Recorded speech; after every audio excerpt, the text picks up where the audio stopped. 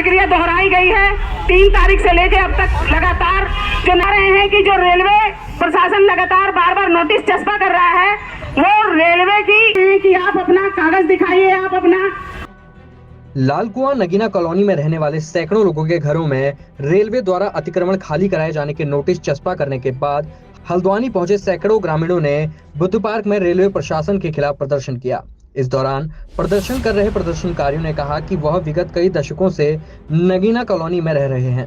ऐसे में लगातार रेलवे द्वारा उनकी भूमि बताकर नोटिस चस्पा कर अतिक्रमण हटाए जाने की कार्रवाई किए जाने की बात कहकर कॉलोनी वासियों का उत्पीड़न किया जा रहा है।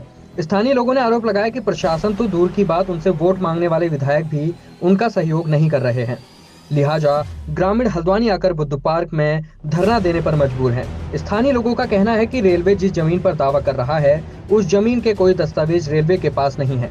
ग्रामीणों द्वारा कई बार सूचना के अधिकार अधिनियम के तहत भी जानकारी मांगी गई, लेकिन रेलवे के पास नगीना कॉलोनी के कोई दस्तावेज नहीं है। लिहाजा लगातार रेलवे द्वारा बेवजह उन्हें प्रताड़ित किया जा रहा है। आप ये रेलवे प्रशासन की तरफ से जो नोटिस सर्व किया। मैं बिंदु गुप्ता, मैं वैसे प्रगतिशील महिला के एकता केंद्र की अध्यक्ष हूँ, बतौर नगीना कॉलोनी संघर्ष समिति की भी अध्यक्ष हूँ। और ये लगातार हम 3 साल से इस लड़ाई को बना के रखे हुए हैं। लगातार जो रेलवे प्रशासन लगातार जो लोगों को बीच में आतंक फैला रहा है और लगातार जो नोटिस चस्पा करके जा रहा है, उसका हम लोग मुंह तोड़ जवाब देते हुए लगातार संघर्ष कर रहे हैं। लेकिन ये इस तीसरी बार ये हुआ है ऐसा कि 3 तारीख से अब तक हम लगातार धरना प्रदर्शन कर रहे हैं।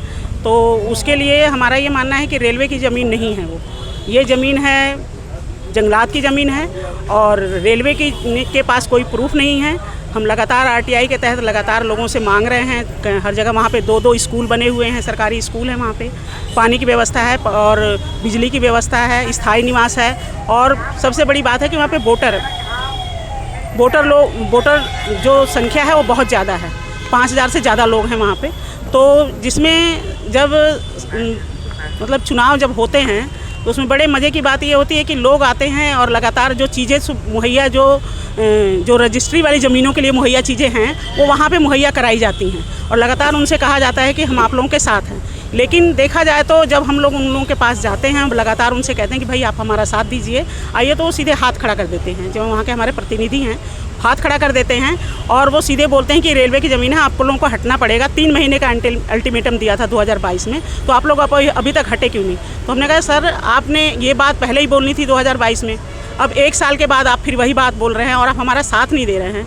वोट लेने के समय जितनी भी सुविधाएं मुहैया कराई जाती हैं, वो सुविधाओं को अगर आप उसी समय रोक देते कि ये कॉलोनी अवैध है, आप लोग यहाँ के वोटर लिस्ट में नहीं आते। आप चाहते क्या?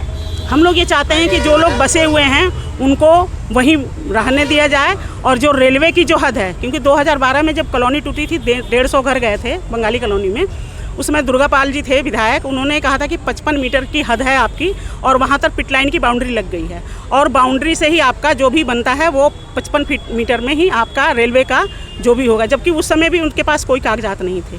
तो लेकिन 55 फीट में वो पिट लाइन बनी हुई है और पिट लाइन को ही अब वो कर रहे हैं, तो पूरी कॉलोनी पे चस्पा करके नोटिस जा रहे हैं कि पूरी कॉलोनी को हम तोड़ेंगे। तो ये बहुत गलत हो रहा है और हम इसको आगे लेके जाएंगे लड़ाई को, लगातार हम इसमें लगे हुए हैं। लोकल विधायक क्या कह रहे हैं? लोकल विधायक यही कह रहे हैं कि हम इसमें कुछ नहीं कर सकते हैं, ये ज़मीन रेलवे की है और ये जानी ही जानी है।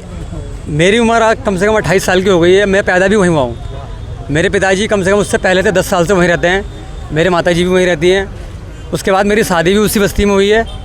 अब रेलवे वाले कभी हम लोग जब कंपनी में रहते हैं या कहीं कामों में रहते हैं तो रेलवे विभाग के पर कुछ लोग आते हैं, वो जगह जगह नोटिस चिपका के चले जाते हैं। ना ही उनके पास कोई प्रूफ है, ना कोई संसाधन है। मैंने खुद अपने नाम से कई जगह ITI लगाई हैं, मैंने अपने विशाल गुप्ता के नाम से ITI लगाई है, लेकिन मेरे पास ITI का जवाब आया है, उसमें रेलवे के पास कोई उनके पास स्थायी कोई चीज़ है ही नहीं, कुछ भी नहीं है उनके पास।